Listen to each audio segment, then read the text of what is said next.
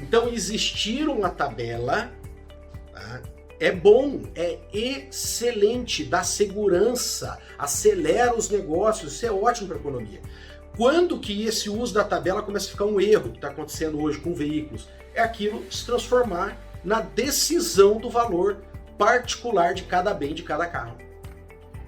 E qual que é o meu medo hoje com a tabela FIPE, tá, gente? ZAP.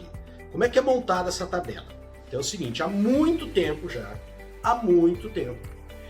que a FIPE queria produzir essa tabela, tá, para imóveis, até para acompanhar como que é o crescimento desses imóveis. Até porque agora, com o crescimento dos fundos de investimento imobiliário, esses fundos também queriam estudos oficiais, né, de instituições idôneas, que eles pudessem apresentar esses estudos de uma forma científica, sistematizada, apresentar para o investidor e falar, ó, o que aconteceu com a inflação, né, que esse índice FIPE, ZAP, inclusive, faz a comparação entre como que anda o crescimento da valorização, né, os índices de valorização dos imóveis, e como anda o índice de valorização, por exemplo, do crescimento da inflação. Você pode comparar. Então, se você olhar lá, eu quero ver a médio prazo, o que aconteceu nesses últimos anos. Você percebeu aqui que nesses últimos anos, né, a valorização do imóvel foi muito maior. Beleza. Mas e agora, nos últimos 3 meses, 4 meses, no último ano, o que aconteceu? Para eu tomar a minha decisão. Então as decisões ficam mais objetivas, as decisões ficam mais seguras e, consequentemente, o que eu falei? A economia gira mais, essas pessoas investem mais em fundos imobiliários.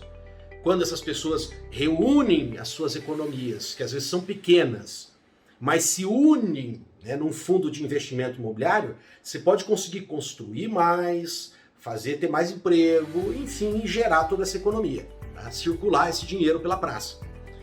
Mas aí o que acontece? O meu medo é que, mais uma vez, comecem a se utilizar do que está indicando lá no índice FIPE-ZAP como se fosse uma verdade absoluta.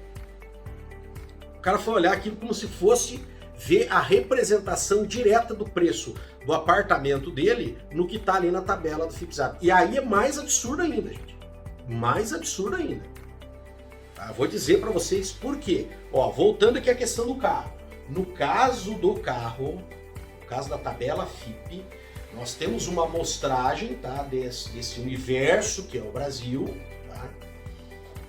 E nós podemos dizer que no caso do carro, sim, as amostras vão ficar mais próximas dessa média.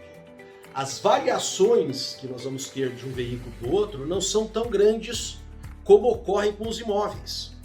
No caso dos imóveis, nós vamos ter fatores que promovem uma mudança, tá, no valor que vai ter aquele imóvel muito, mas muito grande. Vai ficar muito desproporcional. Essa média que faz o índice FIPE-ZAP, tá? Entendo a minha crítica aqui. Mais uma vez, eu vou dizer com todo cuidado, fazer o índice FIPE-ZAP é excelente, é ótimo, vai fazer um bem, inclusive, para esse novo segmento que está crescendo, que são os fundos de investimento.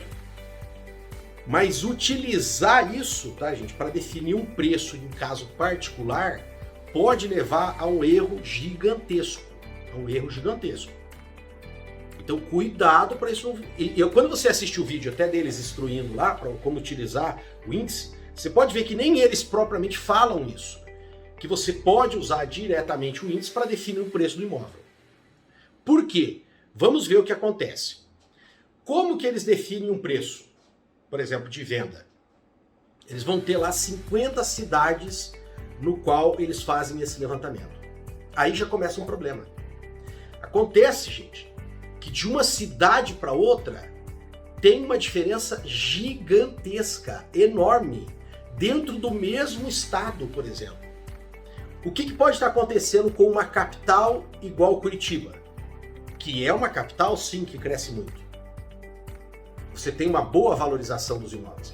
O que pode estar acontecendo é que cidades de porte médio e pequeno estão perdendo moradores para um grande centro igual Curitiba. Então Curitiba está valorizando porque essas pessoas estão saindo das suas cidades e indo para Curitiba. E aí, o que vai estar acontecendo com essa cidade de porte médio pequeno? Ao contrário, se pessoas estão saindo, está gerando o quê? Uma demanda menor por imóveis. Então, nesse caso, gente, pode estar caindo o preço dos imóveis. Então, cuidado. Cuidado com isso. Indicar o que está acontecendo em algumas cidades não é representativo do Estado. Indicar o que acontece em Londrina, indicar o que acontece em Curitiba, não é indicar o que acontece numa cidade pequena. Das quase 400 cidades que nós temos no estado do Paraná, por exemplo.